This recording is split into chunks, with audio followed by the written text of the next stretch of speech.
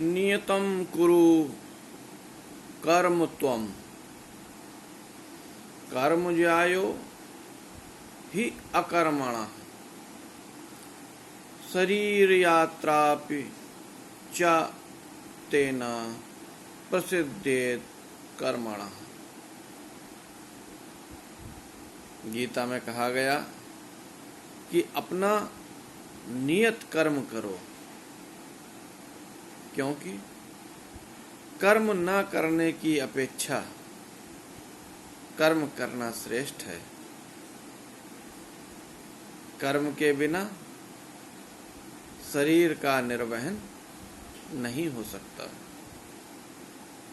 नियतं कुरु कर्म त्वम कर्म ज्यायो हि अकर्मणः शरीर यात्रापि च तेन प्रसिद्धेत कर्मणः।